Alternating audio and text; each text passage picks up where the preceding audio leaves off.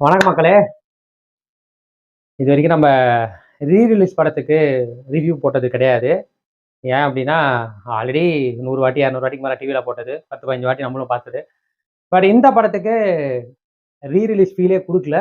ஒரு ஒரு டிஸ்ட்ரிபியூட்டர் ரெகுலரா புது படங்கள வாங்கி ரிலீஸ் பண்ற ஒரு டிஸ்ட்ரிபியூட்டர் வந்து வாங்கி ரிலீஸ் பண்ணி அதுக்கான ப்ரமோஷன் பட்டி தொட்டியெல்லாம் வந்து அவரோட புது படத்துக்கு நிகரா ப்ரமோஷன் பண்ணப்பட்டு, இன்னைக்கு ஆல்மோஸ்ட் எல்லா தியேட்டர்கள்லயுமே வந்து எல்லா ஸ்க்ரீன்ஸ்லயுமே இந்த படம் தான் ஓடிக்கிட்டு இருக்கு.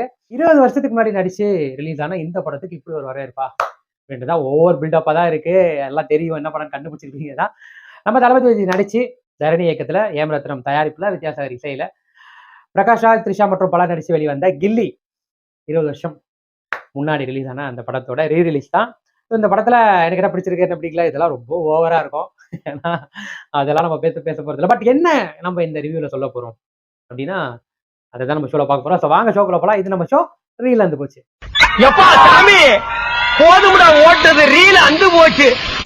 ஸோ கில்லி இந்த படத்துல ஆன்லைன் என்னன்னு பாத்தீங்க அப்படின்னா, செருப்பை கொண்டு அடிங்க அதெல்லாம் பேசணும் நான். அதெல்லாம் பத்தி பேச போறதே இல்ல. எனக்கு இந்த படத்துல என்ன பிடிச்சது என்ன பிடிக்கல பார்க்காகல. அதெல்லாம் அந்த சீனே கிடையாது. பட் என்ன அப்படி அப்புறம் ரிவ்யூன்னு சொல்லிட்டு எதுவுமே சொல்ல மாட்டேன்னா என்னடா அப்படின்னா, ரொம்ப சிம்பிளா 20 வருஷத்துக்கு முன்னாடி ரிலீஸ் ஆன ஒரு படம்.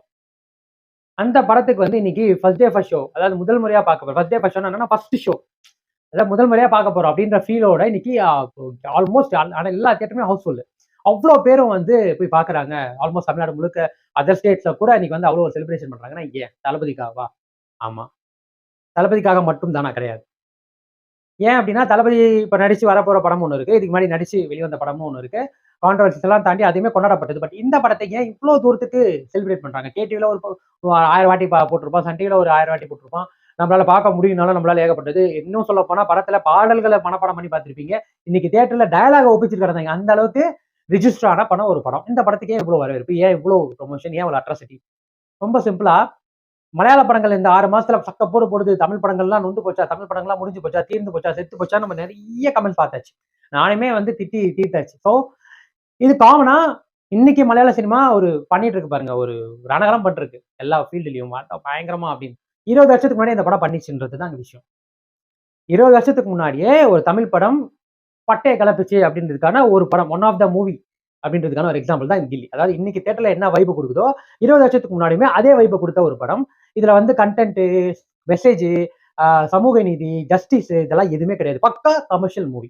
கன்டென்ட் ஓரியன்டடா மூவி அப்படி ஓரம் வச்சுட்டு கமர்ஷியல் மூவிஸ விட்டுட்டு பார்த்தீங்க அப்படின்னா, நம்ம top 10 top 100 commercial films of Tamil industry அப்படின்னு எடுத்து பார்த்தீங்கன்னா, இந்த படமும் அந்த 100ல இதுவும் ஒன் ஆஃப் த மூவியா இருக்கும். அப்படி ஒரு கமர்ஷியல் ஈவன் தோ இது வந்து ஒரு தெலுங்குல இருந்து ரீமேக் செய்யப்பட்ட படம். ஆனா டு பி ஹானஸ்ட் ஒரிஜினலை விட ரீமேக் பட்டை கலப்பிச்சுன்னு தான் சொல்லணும். எல்லா விதத்திலுமே இசை, நடிப்பு, திரைக்கதை, கதை அமைப்பு எல்லாத்துலயுமே சின்ன சின்ன மாறுதல்களோட எல்லாத்துலயுமே பட்டைய கலப்பிச்சுன்னே சொல்லணும்.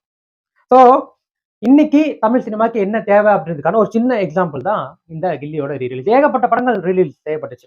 இந்த படத்துல என்ன இல்ல? என்ன இருக்கு? நடிப்பு இருக்கு, காமெடி இருக்கு, சென்டிமெண்ட்ஸ் இருக்கு, எமோஷன்ஸ் இருக்கு, காதல் இருக்கு, ஃபைட் இருக்கு, பாட்டு இருக்கு, பிஜிஎம் இருக்கு, செலிப்ரேஷன் இருக்கு, எல்லாமே இருக்கு. இது என்ன இல்ல? படம் பார்க்க வர ஒரு ரசிகன், சினிமா ரசிகனா இருக்கட்டும், விஜய் ரசிகனா இருக்கட்டும், எல்லாருமே ஃபுல்ஃபில் பண்ணக்கூடிய அனைத்து விஷயமும் இந்த படத்துல இருக்கு. அப்போ இந்த மாதிரி ஒரு படம் எடுக்கிறது கஷ்டமா? கண்டிப்பா கிடையாது. ஒரு கமர்ஷியல் ஃபார்முலாவோட எல்லாத்தையுமே கலந்து அங்கங்க எங்கெங்க எது எது தேவையோ அதை அழகா போட்டு நிரப்பி ஒரு ஃபுல் மீல்ஸா அடிச்சா பக்காவா சாப்பிடுவாங்க. அன்லிமிட்டடா மக்கள் சாப்பிட ரெடியா தான் இருக்காங்க. பட் இன்னைக்கு அந்த மாதிரி படங்கள் வர்றதுதான் பஞ்சமாயிடுச்சுன்னு சொல்லலாம். சமூக நீதி தேவைதான். நம்மளோட சமூகத்துல என்ன நடக்கிற விஷயத்துங்களை வெளிப்படையா பேசுறதுக்கான தேவை எல்லாமே தேவைதாங்க. இதுல வந்து இது தேவை அது தேவை எல்லாமே தேவைதான். ஆனா அளவுக்கு மீறினால் அமிர்தமும் நஞ்சு. அவ்வளவுதான்.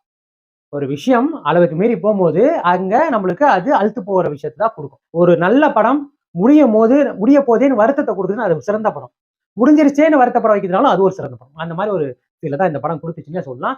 இன்னைக்கு தமிழ் சினிமாக்கு என்ன மாதிரி படம் வேணும் அப்படின்னா இந்த மாதிரி படம் வேணும். அதனால தான் ஒரு ரீ ரிலீஸ் படத்துக்கு இன்னைக்கு தமிழ் சினிமால வந்து இன்னைக்கு தியேட்டர்கள் வந்து கொண்டாடப்பட்டு இருக்குன்னா அதுக்கு காரணம் இந்த மாதிரி ஒரு ஃபார்முலா, இந்த மாதிரி ஒரு டெம்ப்ளேட் உள்ள படங்கள் தான். நீங்க அதே கமர்ஷியல் ஃபார்முலா அதை அரைங்கன்ற அரைச்சமாவே அரைங்க.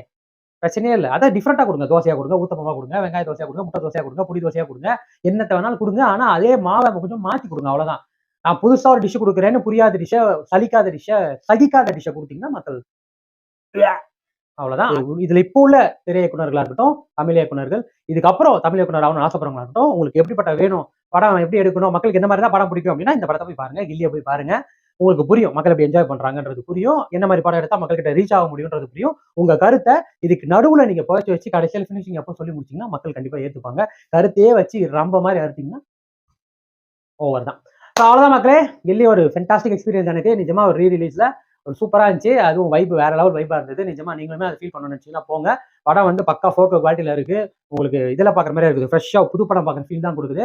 சீரியஸா எனக்கு ஃபர்ஸ்ட் டே ஃபர்ஸ்ட் ஷோ பார்த்த ஃபீல் தான் செம்ம வைப்பு. வித்யாசாகர் பாட்டுக்கும் பிஜிஎம்க்கும் அவர் அடிச்சுக்க ஆளே கிடையாது தான் சொல்லணும்.